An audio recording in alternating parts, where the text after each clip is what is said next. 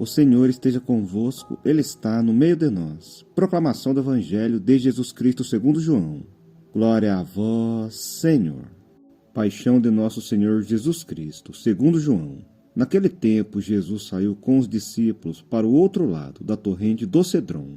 Havia aí um jardim, onde ele entrou com os discípulos. Também Judas, o traidor, conhecia o lugar, porque Jesus costumava reunir-se aí com seus discípulos. Judas levou consigo um destacamento de soldados e alguns guardas dos sumos sacerdotes e fariseus. E chegou ali com lanternas, tochas e armas. Então Jesus, consciente de tudo o que ia acontecer, saiu ao encontro deles e disse: A quem procurais? Responderam: A Jesus, o Nazareno. Ele disse: Sou eu. Judas, o traidor, estava junto com eles.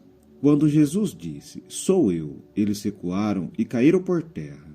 De novo lhes perguntou: A quem procurais? Eles responderam: A Jesus, o Nazareno. Jesus respondeu: Já vos disse que sou eu. Se é a mim que procurais, então deixai que este se retire. Assim se realizava a palavra que Jesus tinha dito: Não perdi nenhum daqueles que me confiaste. Simão Pedro, que trazia uma espada consigo, puxou dela e feriu o servo do sumo sacerdote, cortando-lhe a orelha direita. O nome do servo era Malco. Então Jesus disse a Pedro: Guarda a tua espada na bainha. Não vou beber o cálice que o Pai me deu? Então os soldados, o comandante e os guardas dos judeus prenderam Jesus e o amarraram. Conduziram-no primeiro a Anás, que era o sogro de Caifás, o sumo sacerdote, naquele ano. Foi Caifás que deu aos judeus o conselho: é preferível que só um morra pelo povo. Simão Pedro e um outro discípulo seguiam Jesus. Esse discípulo era conhecido do sumo sacerdote e entrou com Jesus no pátio do sumo sacerdote. Pedro ficou fora, perto da porta. Então o outro discípulo, que era conhecido do sumo sacerdote, saiu, conversou com a encarregada da porta e levou Pedro para dentro. A criada que guardava a porta disse a Pedro: Não pertences também tu aos discípulos desse homem?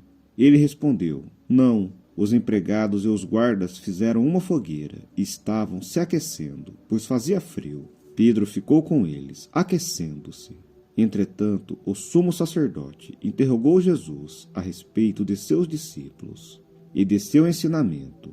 Jesus lhe respondeu: Eu falei às claras ao mundo, ensinei sempre na sinagoga e no templo, onde todos os judeus se reúnem. Nada falei às escondidas. Por que me interrogas? Pergunta aos que ouviram o que falei. Eles sabem o que eu disse. Quando Jesus falou isso, um dos guardas que ali estava deu-lhe uma bofetada dizendo: É assim que respondes ao sumo sacerdote? Respondeu-lhe Jesus: Se respondi mal, mostrem que. Mas se falei bem, por que me bateis? Então Anás enviou Jesus amarrado para Caifás, o sumo sacerdote. Simão Pedro continuava lá em pé aquecendo-se. Disseram-lhe: Não és tu também um dos discípulos dele? Pedro negou: Não.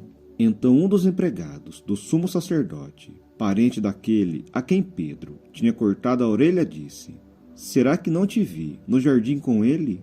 Novamente Pedro negou, e na mesma hora o galo cantou. De Caifás levaram Jesus ao palácio do governador. Era de manhã cedo.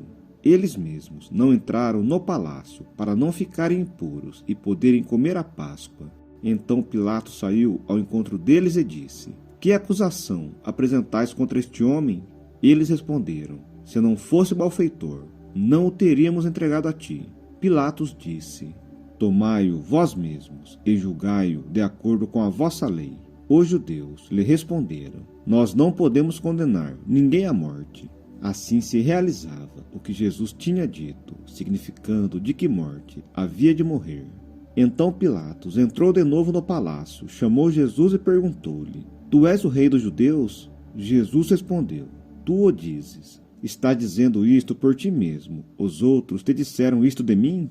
Pilatos falou: Por acaso sou judeu? O teu povo e os sumos sacerdotes te entregaram a mim. Que fizeste? Jesus respondeu: o meu reino não é deste mundo. Se o meu reino fosse deste mundo, os meus guardas lutariam para que eu não fosse entregue aos judeus. Mas o meu reino não é daqui. Pilatos disse a Jesus: então tu és rei? Jesus respondeu: tu o dizes, eu sou rei. Eu nasci e vim ao mundo para isto, para dar testemunho da verdade. Todo aquele que é da verdade, escuta minha voz. Pilatos disse a Jesus: o que é a verdade? Ao dizer isso, Pilatos saiu ao encontro dos judeus e disse-lhes: eu não encontro nenhuma culpa nele, mas existe entre vós um costume, que pela Páscoa eu vos solte um preso. Quereis que vos solte o rei dos judeus? Então começaram a gritar de novo: este não, mas Barrabás. Barrabás era um bandido. Então Pilatos mandou flagelar Jesus. Os soldados teceram uma coroa de espinhos e colocaram na cabeça de Jesus. Vestiram-no com um manto vermelho, aproximavam-se dele e diziam: viva o rei dos judeus! E davam-lhe bofetadas. Pilatos saiu de novo e disse aos judeus: olhai, eu o trago aqui fora, diante de vós, para que saibais que não encontro nele crime algum. Então Jesus veio para fora, trazendo a coroa de espinhos e o manto vermelho. Pilatos disse-lhes: eis o homem. Quando viram Jesus, os sumos sacerdotes e os guardas começaram a gritar: crucifica-o, crucifica-o. Pilatos respondeu: levai-os vós mesmos para o crucificar, pois eu não encontro nele crime algum. Os judeus responderam: nós temos uma lei, e segundo esta lei ele deve morrer, porque se fez filho de Deus. Ao ouvir estas palavras, Pilatos ficou com mais medo ainda. Entrou outra vez no palácio e perguntou a Jesus: de onde és tu?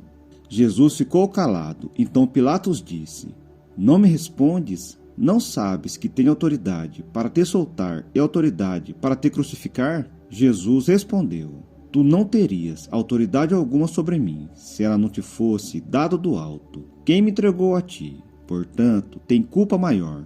Por causa disso, Pilatos procurava soltar Jesus, mas os judeus gritavam: se soltas este homem, não és amigo de César. Todo aquele que se faz rei declarava-se contra César. Ouvindo estas palavras, Pilatos levou Jesus para fora e sentou-se no tribunal, no lugar chamado Pavimento, em hebraico Gábata. Era o dia da preparação da Páscoa. Por volta do meio-dia, Pilatos disse aos judeus: eis o vosso rei. Eles, porém, gritavam: fora, fora, crucifica-o. Pilatos disse: hei de crucificar o vosso rei? Os sumos sacerdotes responderam: não temos outro rei, senão César. Então Pilatos entregou Jesus para ser crucificado, e eles o levaram. Jesus tomou a cruz sobre si e saiu para o lugar chamado Calvário, em hebraico Gólgota. Ali o crucificaram, com outros dois, um de cada lado, e Jesus no meio. Pilatos mandou ainda escrever um letreiro e colocá-lo na cruz. Nele estava escrito: Jesus Nazareno, o rei dos judeus. Muitos judeus puderam ver o letreiro, porque o lugar em que Jesus foi crucificado ficava perto da cidade. O letreiro estava escrito em hebraico, latim e grego. Então os sumos sacerdotes dos judeus disseram a Pilatos: não escrevas o rei dos judeus, mas sim o que ele disse: eu sou o rei dos judeus. Pilatos respondeu: o que escrevi está escrito. Depois que crucificaram Jesus, os soldados repartiram a sua roupa em 4 partes, uma parte para cada soldado.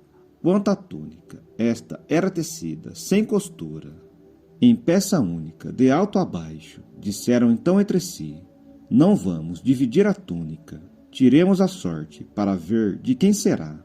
Assim se cumpria a escritura que diz: repartiram entre si as minhas vestes e lançaram sorte sobre a minha túnica. Assim procederam os soldados. Perto da cruz de Jesus estavam de pé a sua mãe, a irmã da sua mãe, Maria de Cleófas e Maria Madalena. Jesus, ao ver sua mãe e ao lado dela o discípulo que ele amava, disse à mãe: mulher, este é o teu filho. Depois disse ao discípulo: esta é a tua mãe. Dessa hora em diante, o discípulo a acolheu consigo. Depois disso, Jesus, sabendo que tudo estava consumado, e para que a escritura se cumprisse até o fim, disse: tenho sede. Havia ali uma jarra cheia de vinagre. Amarraram numa vara uma esponja embebida de vinagre e levaram-na à boca de Jesus. Ele tomou o vinagre e disse: tudo está consumado. E inclinando a cabeça, entregou o Espírito.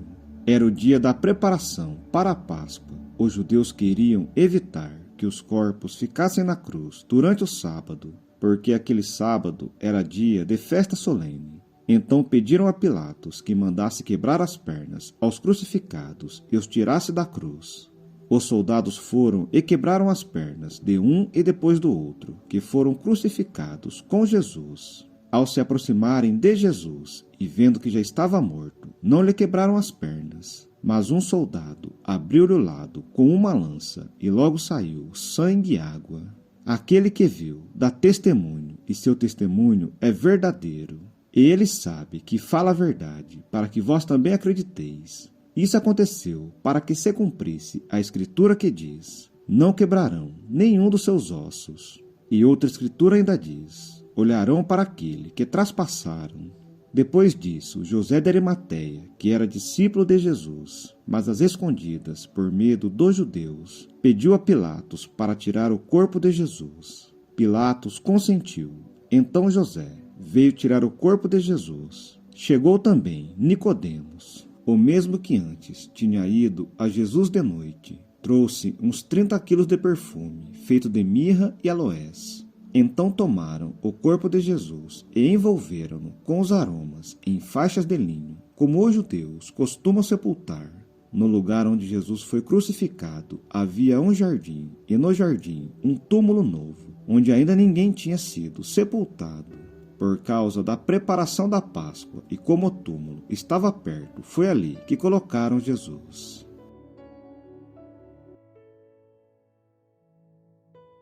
No Evangelho de hoje, nós acompanhamos toda a narrativa da paixão e morte e sepultamento de nosso Senhor Jesus Cristo. Diante disto, podemos meditar sobre este acontecimento e tirar proveito de muitas mensagens para a nossa existência. Percebemos primeiramente que, assim como aconteceu com Jesus, existe um sentido real para todas as ocorrências da nossa vida. Jesus Cristo não foi preso nem foi capturado. Pelo contrário, ele próprio se entregou aos homens para que se cumprisse tudo o que já estava escrito no intuito de que a vontade do Pai se realizasse.